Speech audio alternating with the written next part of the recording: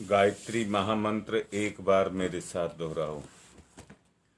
ओम भूर्भुवः स्वः तत्सवितुर्वरेण्यं भर्गो देवस्य धीमहि धियो यो नः प्रचोदयात्। मैं कल आपको दशरथ जी के बारे में बता रहा था। दशरथ ऐसा रथ जिसको खींचने वाले 10 घोड़े हों और उनको काबू में कर ले, ऐसे व्यक्ति को दशरथ कहते हैं। पुत्र नहीं था, बच्चा कोई नहीं था। कामना पैदा हुई संतान प्राप्ति की और उसके लिए उन्होंने पुत्रेष्टि यज्ञ कराया। क्या कहा है मैंने? उनके मन में इच्छा पैदा हुई। और पिछले एक प्रवचन में मैंने आपको एक बात समझाई थी कि दुनिया की अगर सबसे बड़ी कोई ताकत है तो वो इच्छा शक्ति है। अगर मेरी बात ठीक लग रही है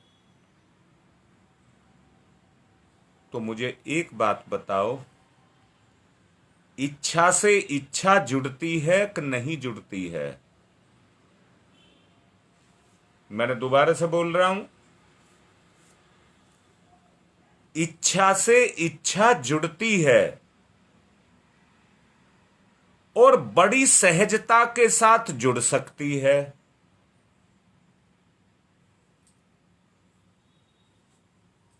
पर मन में छल कपट नहीं होना चाहिए। दोनों के अंदर एक इच्छा होनी चाहिए। सखा है तो दोनों के अंदर सखा का भाव होना चाहिए। पिता पुत्र हैं तो दोनों के अंदर पिता पुत्र का भाव होना चाहिए। पति पत्नी है तो दोनों के अंदर वही भाव होना चाहिए। काम चल जाएगा क्या? सच को देखो, काम चल जाएगा क्या? इच्छा शक्ति जुड़ेगी तो एक ताकत बनेगी, एक ताकत बनेगी। आज का समय कुछ इस तरह का समय आकर के खड़ा हो गया है कि आदमी बुराई की इच्छा तो रखता है और इच्छा के साथ जुड़ा हुआ है। बुराई की इच्छा तो रखता है और इच्छा के साथ जुड़ा हुआ है। भाई सच को देखो, क्या बगैर इच्छा के हम में से कोई रह रहा है या जिंदा रह सकता है? जिसकी इच्छाएं ही मर गई, ना तो उसकी बुद्धि काम करेगी, ना उसका विवेक काम करेगा, उसकी शक्ति किसी क्षेत्र में काम नहीं करेगी और क्या हो जाएगी?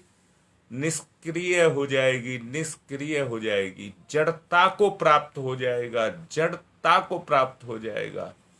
और याद रखना, ऐसे व्यक्ति जितने होते हैं वो अपनी सोच को गलत रखते हैं। गलत रखते हैं से मतलब गंदी सोच को सोचते हैं। क्यों सोचते हैं? क्योंकि इच्छाएं उनके अंदर गंदी होती हैं, विचारधारा गंदी होती है, इसलिए वो उसमें रमे रहते हैं, खपे रहते हैं और उसी तरह की इच्छाएं उनके अंदर पैदा होती रहती हैं। बड़े ही आत्मीय निवेदन के साथ आपको कह रहा हूं, गायत्री एक शक्ति है और आप उसके साधक हैं। साधक से मतलब है साधने वाला। और रे रे हलवा बड़ा अच्छा बना है। हलवा अच्छा बना है, क्यों अच्छा बना है? हलवा और जीभ दोनों का मिलान हो गया। दोनों एक से थे, जैसा जीभ चाहती थी वैसा ही हलवे में रस था, तो सद गया। सदने से मतलब बैलेंस बन गया। दोनों का आपस में बैलेंस बन गया। अब बैलेंस बना तो एक से हो गए, एक से हुए तो दोनों आपस में घुल मिल गए। हलवा को देख करके हलवा खाने वाले पर रुका नहीं जाता है, वो तुरंत उसे अपने अंदर उतार लेना चाहता है। आप साधना कर रहे हैं, किसकी साधना कर रहे हैं? गायत्री की साधना कर रहे हैं, गायत्री की साधना कर रहे हैं। मैंने जैसे हलवे का उदाहरण अभी आपको दिया, क्या आप सद गए? शुरू हो गई साधना। साधने का मतलब है संतुलन। संतुलन का मतलब है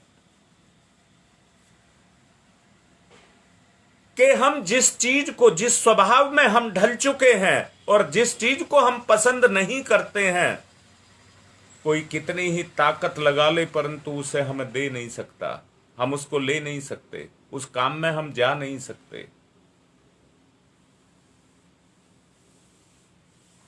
और गायत्री साधना का मतलब है कि गायत्री जैसी विचारधारा और विचारधारा के द्वारा इच्छा और इच्छा के द्वारा चिंतन हमारा उस तरह का बनता हुआ चला जाए। प्रेरणा सद्गुरुदेव की हो,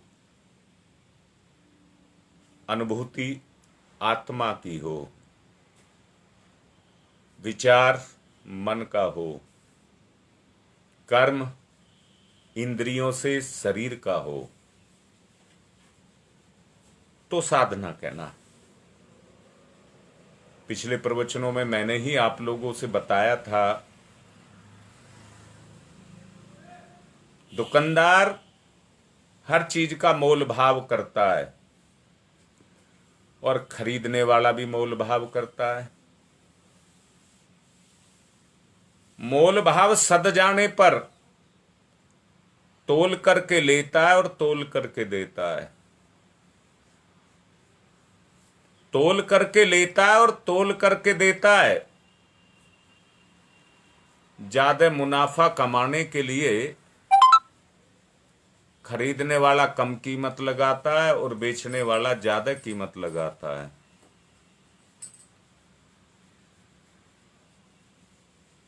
अब मैं यहां एक बात कह रहा हूं, लेने वाले की आवश्यकता है और देने वाले की भी आवश्यकता है।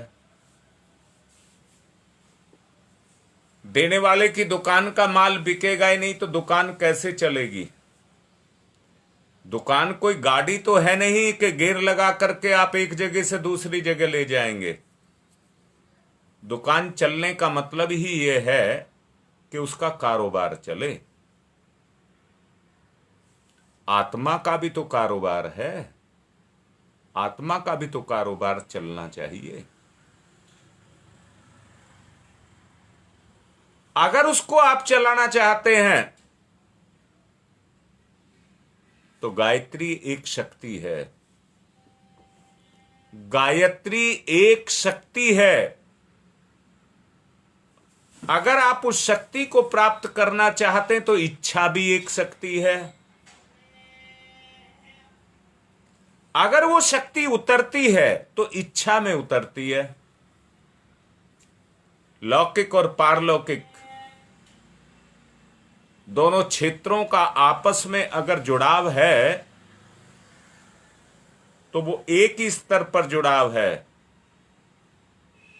इच्छा शक्ति के द्वारा, इच्छा शक्ति के द्वारा एक दूसरे के साथ जुड़ाव है। दोबारा से बोल रहा हूं, अगर जुड़ती है तो हमारी इच्छा शक्ति जुड़ती है, और आप जुड़ते हैं तो अपनी इच्छा से जुड़ते हैं। जब आपके बीच में वो जुड़ाव पैदा हो जाता है तो वो शक्ति काम करना शुरू कर देती है। अब मैं पूछ रहा हूं, अगर आपको क्रोध आ गया, आपको ईर्ष्या पैदा हो गई, आपको झुंझलाहट पैदा हो गई, अच्छा ऐसे मत मानना, ऐसे मानना क्षणिक में क्रोध आया, आप नहीं चाहते, रोक लीजिए। मैंने पिछले दिनों एक प्रवचन में आपको बताया था कि बुराई में तत्परता का गुण होता है, बुराई में तत्परता का गुण होता है। वो पलक भी नहीं झपकने देती तो अपना काम, मतलब सेकंड के भी एक हिस्से में अपने काम को कर जाती है। उसके बाद आप कैसा महसूस करते हैं? अंदर से देखना, उसके बाद आप कैसा महसूस करते हैं? परमात्मा की शक्ति जो आत्मा के रूप में हमारे अंदर विराजमान है, सबके अंदर विराजमान है। स्वयं की जानकारी ना होने के कारण हम उस शक्ति से वंचित रहते हैं, और संसार की जानकारी होने के कारण हम संसार में निरत रहते हैं। संसार में जिन साधनों का प्रयोग होता है उन्हें लोभ, मोह, अहंकार, काम, क्रोध, ईर्ष्या, द्वेष, ये सब चीज सांसारिक गुण हैं और आत्मिक दुर्गुण हैं।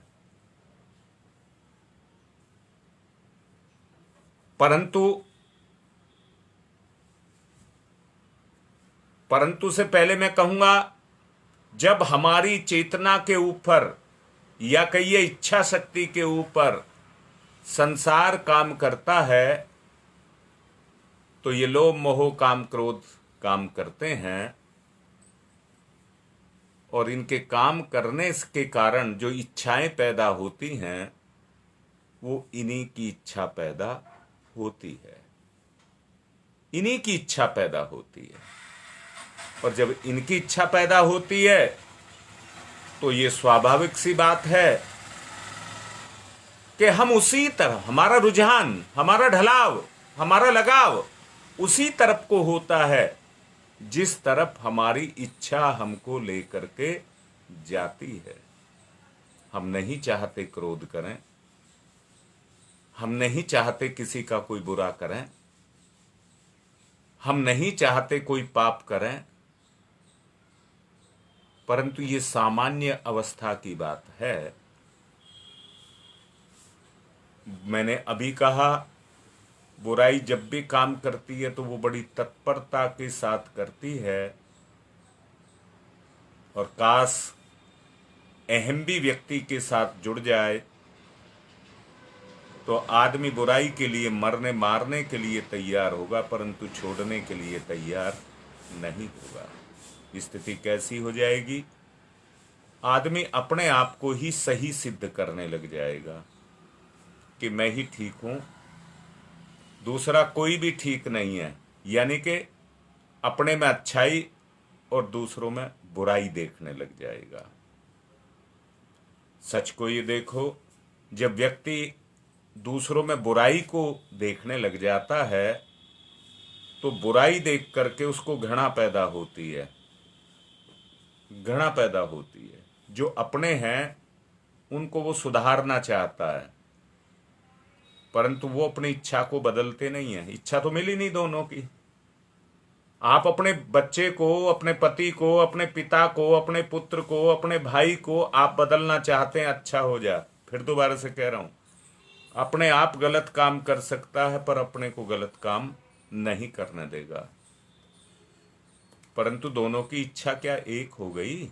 सबसे पहले जरूरत है इच्छा को जगाना, इच्छा को जगाना। और इच्छा को अगर आप जगा सकते हैं तो उस इच्छा को जगाने के लिए केवल एक ही रास्ता है। वो रास्ता क्या है? आत्मबोध। आत्मबोध। और आत्मबोध किसको कहते हैं? ये मेरी जिम्मेदारी है, इसलिए मुझे इसको करना ही चाहिए। ये पाप है, ये मुझको नहीं करना चाहिए। और वो कहां से आएगा, कैसे आएगा? मैं अपने आप को छोड़ करके औरों को बदलना चाहता हूं, परंतु वास्तविक बदलाव जो आएगा वो तभी आएगा जब मैं बदलूंगा। वो बदलाव मेरे से शुरू होगा, और जब मेरे से शुरू होगा तो मेरों में जाएगा, और मेरों में जाएगा फिर समाज में जाएगा। यहां से वो बदलाव आना शुरू होगा।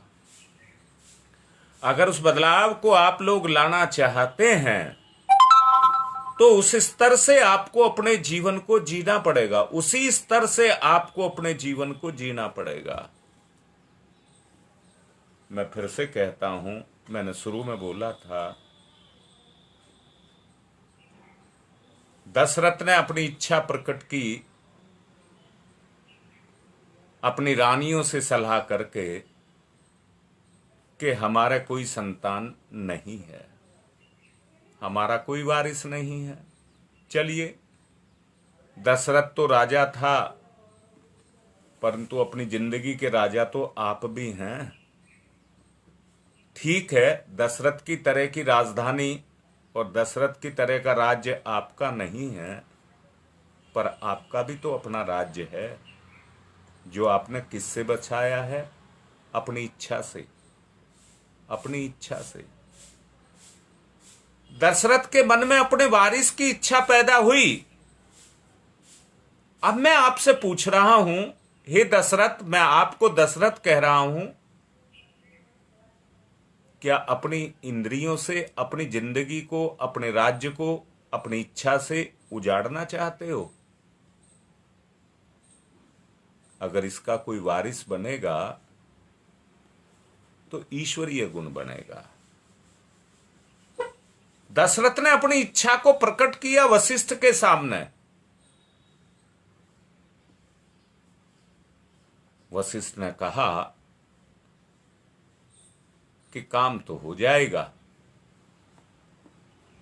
काम तो हो जाएगा, परंतु मैं नहीं कर पाऊंगा, क्योंकि मैं सक्षम नहीं हूं। मैं सक्षम नहीं हूं अर्थात मतलब क्या हुआ?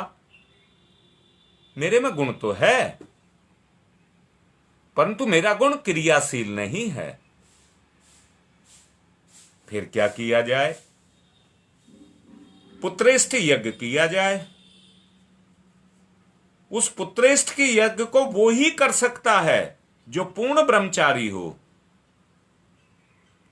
जो पूर्ण ब्रह्मचारी हो वो ही कर सकता है। इसलिए उन्होंने इशारा किया कि इस दुनिया में अगर कोई पूर्ण ब्रह्मचारी है तो लोमस ऋषि का पुत्र श्रृंगी है, जो जंगल में ही पैदा हुआ और सारी जिंदगी पिता माता के साथ में जंगल में ही रहा, और वहीं पर रह करके वो पूर्ण रूप से ब्रह्मचारी, ब्रह्मचारी माने ब्रह्म की इच्छा रखने वाला, ब्रह्म का आचरण करने वाला, वो ही इतना समर्थ है। इसलिए उनसे अगर यज्ञ को कराया जाए तो निश्चित रूप से वो कामना जो आपकी है, कामना माने इच्छा, जो आपकी इच्छा है वो पूरी होगी, पूरी होगी। अब मैं फिर से कह रहा हूं, पुत्रेष्टि यज्ञ हुआ, भगवान के अवतार 4 भाई पैदा हुए। भगवान के अवतार के रूप में 4 भाई पैदा हुए और चारों पैदा होकर के संसार का उद्धार किया, संसार का उद्धार किया। आवश्यकता है श्रृंगी ऋषि जैसे तपस्वी की। अगर श्रृंगी ऋषि जैसे तपस्वी को आप पाना चाहते हैं तो इस दुनिया में श्रृंगी ऋषि है। आप उनकी भी अपनी इच्छा को पैदा करिए। आप अपने आप में अपनी इच्छा को पैदा करिए। मुझे तो मेरा पाप मिटा देगा, मुझे मेरा पाप मिटा देगा, मेरे अस्तित्व को ही खत्म कर देगा। फिर दोबारा से बोल रहा हूं, हाँ, आप संसार में पैदा हुए, 1 2 3 4 संतान भी आपने पैदा कर ली। इस कुल को शरीर के रूप में चलाने वाले आपके वारिस पैदा हो गए, परंतु अपनी चेतना को तो सभी उजाड़ रहे हैं। देखिए आज क्या स्थिति पैदा हो रही है, क्या कोराहम घरों के अंदर मचे हुए हैं। इसलिए क्या करना पड़ेगा, वो पुत्रेष्ठी यज्ञ करना पड़ेगा जिसमें ईश्वर की मां गायत्री की इच्छा रखने वाली संतान पैदा हो जाए, संतान पैदा हो जाए। वो हमको इच्छा अपने अंदर पैदा करनी पड़ेगी। मैं यहां फिर से कह रहा हूं, क्या ऐसे संत महात्मा मुनि ऋषि नहीं हुए जिन्होंने संसार में अपने परिवार के रूप में अपने कुल नहीं बसाए, दुनिया को बसा दिया। अपने कुल नहीं बसाया पर दुनिया को बसा दिया। आप जरा सोच करके देखो, हम दुनिया को बसा जाएंगे और अपने आप को उजाड़ जाएंगे।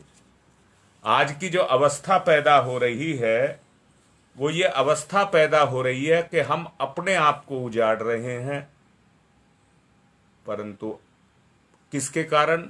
उन दुर्गुणों के कारण हम अपने आप को उजाड़ रहे हैं। आपने एक किस्सा और मेरे से ही सुना था, अभी 1 2 दिन पहले ही मैंने बताया था।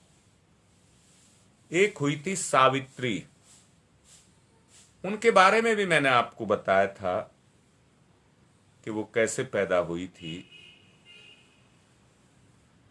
मां गायत्री की कृपा से उसके माता पिता भी राजा थे। मां गायत्री की कृपा से वो पैदा हुई थी। जब बड़ी हुई तो अपने विस्तार की इच्छा को करने लगी। मैं यहां पर पहले एक बात क्लियर साफ कर देना चाहता हूं, गायत्री का साकार रूप सावित्री है। आपने कहीं देखा हो 1 मुखी गायत्री और 5 मुखी गायत्री। 1 मुखी गायत्री उसका विद्या पक्ष है, उसका ज्ञान पक्ष है। ऋतंभरा प्रज्ञा जिसको कहते हैं उसको 1 मुखी गायत्री कहते हैं। और 5 मुखी गायत्री इस पंचलोक के रूप में, पंच तत्वों से निर्मित, 5 शक्तियों के रूप में निर्मित इस लोक को कहते हैं, उसको सावित्री कहते हैं।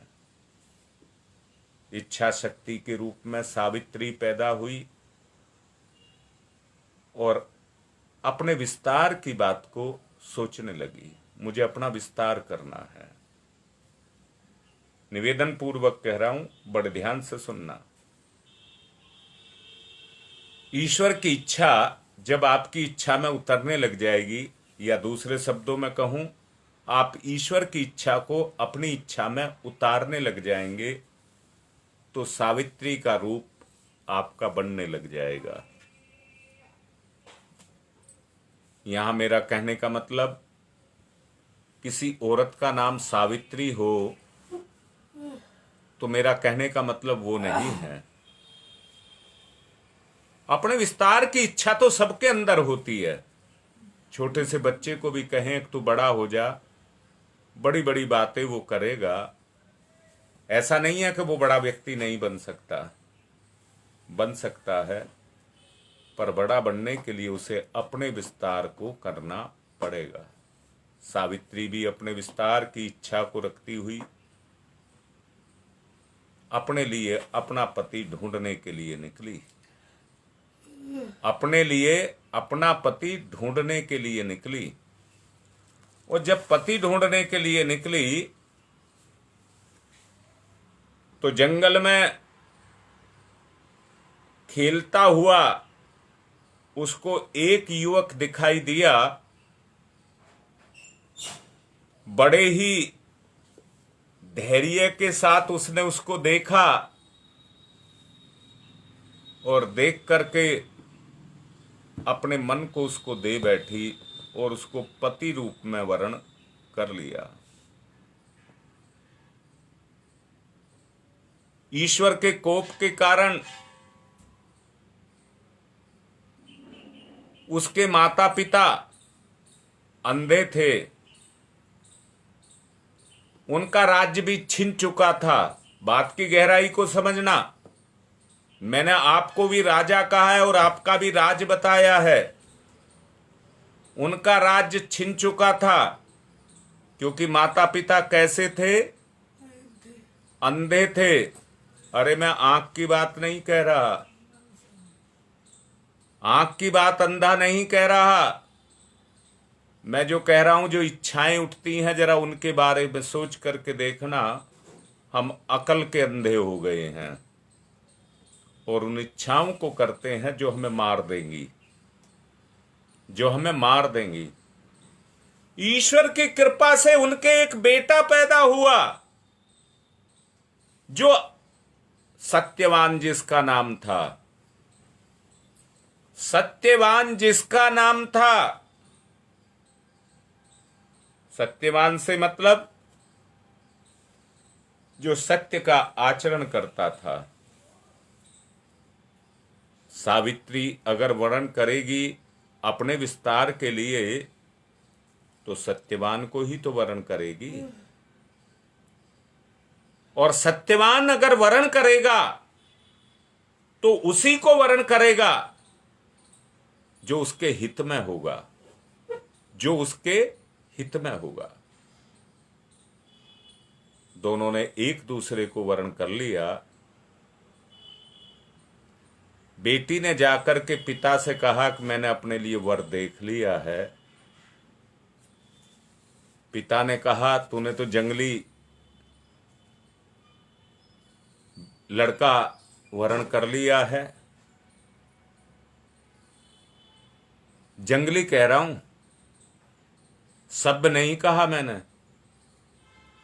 जंगली कहा है। वो वर्ण कर लिया है। ज्योतिषियों को दिखाया तो आयु कम बताई,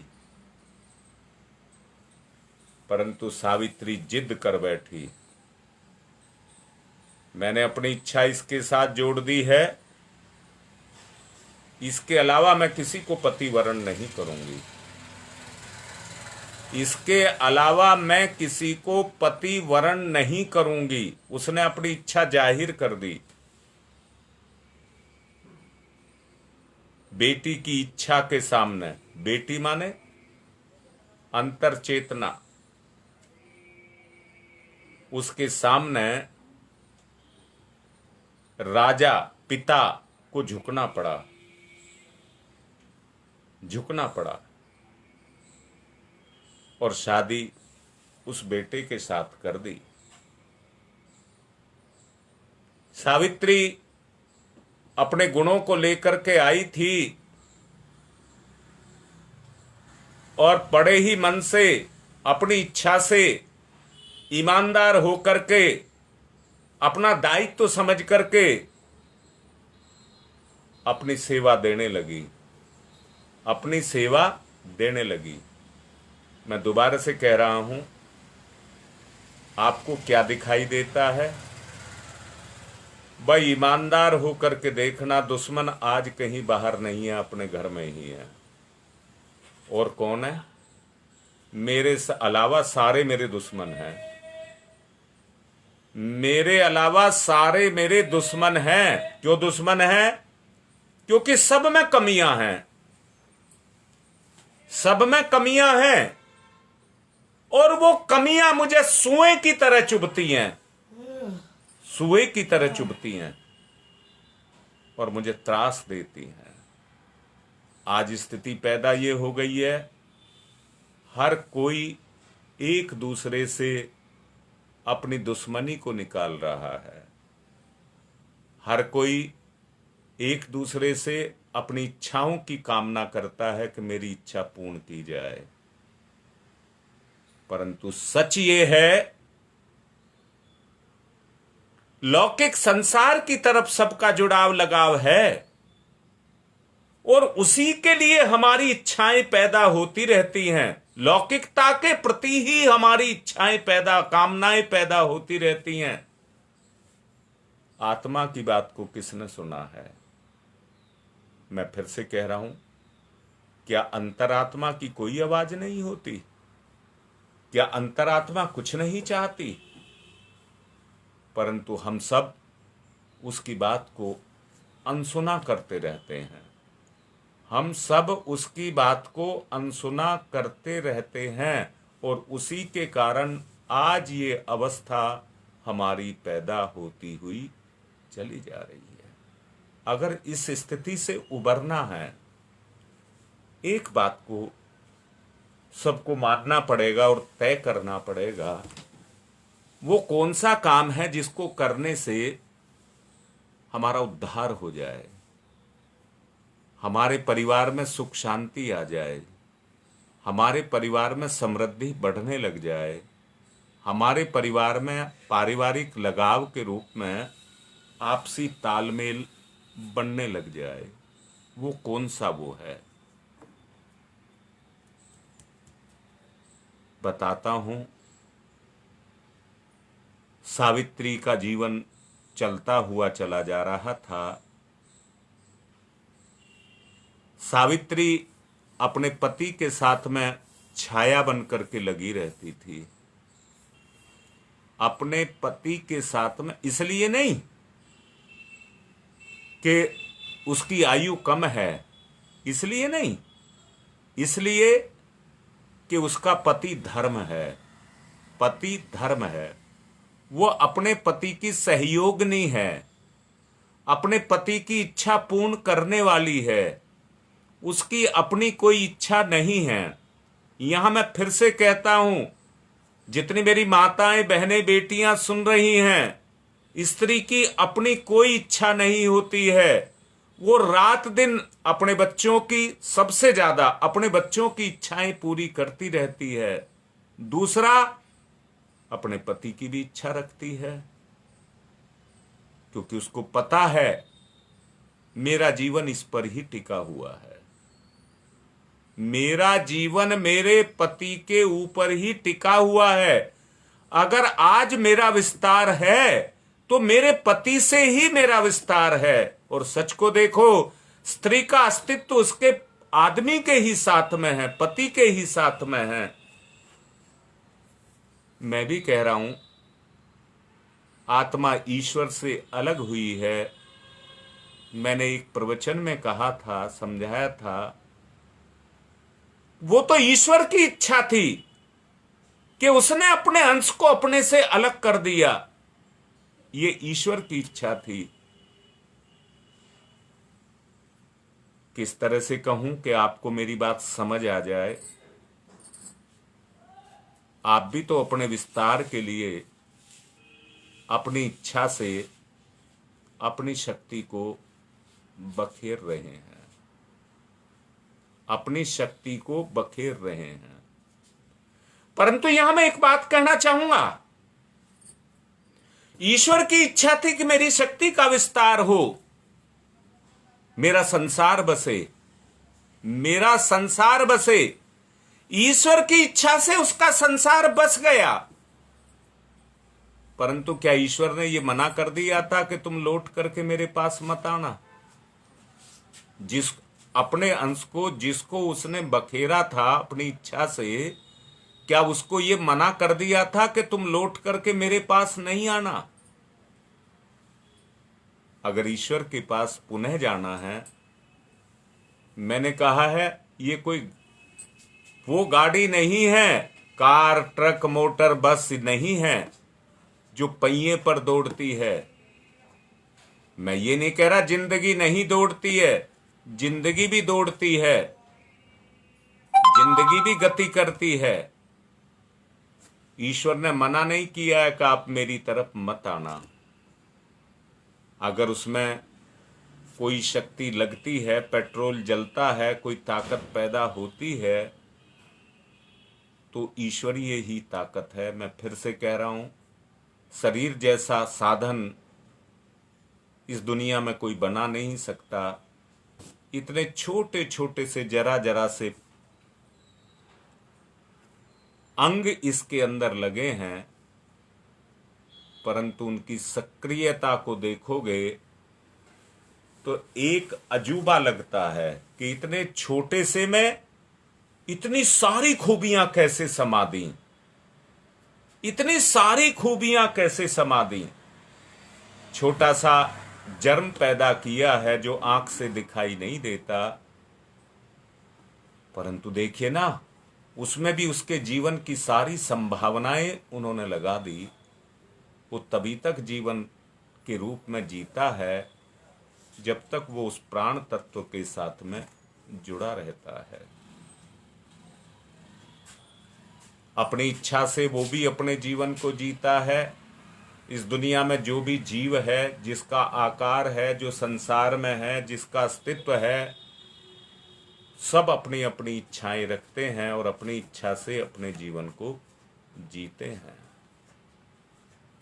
परंतु सत्य ये बताओ, ईश्वर की इच्छा किसको है? मैंने अभी आपसे कहा कि ईश्वर ने अपने से अलग हमको किया संसार को बसाने के लिए, परंतु हमें यह मना कर दिया था कि लौट के मेरे पास मत आना। अगर ईश्वर के पास लौट करके जाना है, उसकी इच्छा से हम अलग हुए हैं, अपनी इच्छा से हम फिर से लौट करके मिल जाएंगे। ईश्वर की इच्छा तो सब पर कॉमन रूप से, सामान्य रूप से काम करती है, काम करती है। वो कांटे वाले पेड़ पर भी करती है और आम जैसे फल देने वाले पेड़ के ऊपर भी उसी की शक्ति काम करती है। दुष्ट के ऊपर भी उसी की शक्ति काम करती है और देवता के ऊपर भी उसी की शक्ति काम करती है। देवता अपनी इच्छा से देवत्व की तरफ जाते हैं, वो देवत्व को ग्रहण करते हैं, और राक्षस अपनी इच्छा से असुरता की तरफ जाते हैं और वो पाप कर्म करते हैं। ईमानदारी से सत्य को देखिए। अगर सत्य को आप देखेंगे तो एक बात पता लगेगा कि जीवन की गति किधर है। अपनेपन के साथ कह रहा हूं, तार से तार जुड़ता है तो जिस तार में शक्ति है उसमें भी पहुंच जाती है और उतनी ही पहुंच जाती है जितनी उसकी क्षमता है। तालाब से तालाब को जोड़ते हैं तो बीच में एक नाली डालनी पड़ती है, नाली डलती है तो दोनों का लेवल तब तक गति करता रहता है जब तक दोनों का लेवल एक ना हो जाए। आप भी इच्छा करिए, आप भी इच्छा करिए। समय क्योंकि पूरा हो रहा है, इसलिए बात को छोटा करना चाहूंगा, और छोटा ये करना चाहूंगा, सावित्री के पति सत्यवान को जब यमराज यानी कि ईश्वरीय अनुशासन उसकी आत्मा को लेकर के चल दिया, क्योंकि सावित्री अपने पति की छाया बन करके रहती थी, सदा उसके साथ रहती थी, अकेला नहीं छोड़ती थी, तो वो भी उसके पीछे पीछे चल दी। क्षमता थी, उसके अंदर क्षमता थी, क्योंकि सावित्री थी, उसके अंदर क्षमता थी। सत्यवान ने देखा यमराज ने देखा कि ये मेरे पीछा कर रही है और उस लोक में जाने का ये विधान नहीं है, तो उसने सावित्री से कहा तुम रुक जाओ, उस लोक में आप नहीं जा सकते और आपका अभी समय पूरा नहीं हुआ है। उसने कहा ठीक है। यमराज चल दिए, परंतु सावित्री फिर भी नहीं रुकी। आगे चल करके फिर यमराज देखते हैं, उन्होंने कहा तुम क्या चाहती हो? जो तुम चाहती हो वर मांग लो और यहां से लौट जाओ, परंतु ये नहीं मिल सकते। उन्होंने कहा मैं पुत्रवती हो जाऊं और मेरे सास ससुर अपनी आंखों से अपने पोते को खिलाएं, देखें, और सोने चांदी के बर्तनों में उसको खाना खिलाएं, दूध पिलाएं।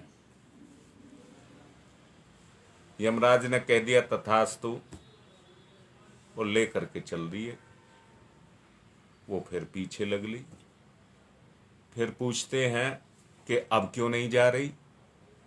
तुमने कहा मुझे पुत्र होगा, जब मेरा पति नहीं होगा तो मेरा पुत्र कैसे होगा?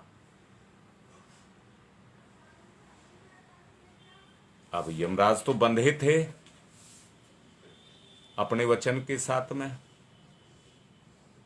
क्योंकि समय ज्यादा हो रहा है, इसलिए लंबी बात ना करते हुए मैं ये कह रहा हूं कि उनको सत्यवान को लौटाना पड़ा और उनको पुत्र हुआ।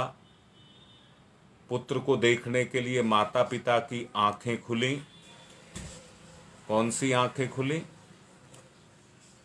अंदर की आंखें खुली, ज्ञान की आंखें खुली। जो उनका राज उजड़ रहा था वो राज उन्हें वापसी मिला और वो बड़ी प्रसन्नता के साथ अपने जीवन को जीने लगे। मैं भी आपसे निवेदन कर रहा हूं, अपने जीवन को मत उजाड़ो, अपने जीवन का ध्यान दो, इच्छा जगाओ और इच्छा को शक्ति के साथ, गायत्री के साथ जोड़िए। अगर जोड़ना चाहते हैं तो उसका माध्यम गुरु होता है। माध्यम गुरु होता है। अगर गुरु में अपनी इच्छा को जगाओगे, मिलाओगे, अंदर से देखो, जब जप करते हो तो इच्छा को मिलाओ, उसी के लिए जप करते हो। किसी तरह से हमारी इच्छा हमारे गुरु के साथ जुड़ जाए, उद्धार हो जाएगा। आज की बात को यहीं संपन्न करता हूं। ओम शांति ही शांति ही शांति।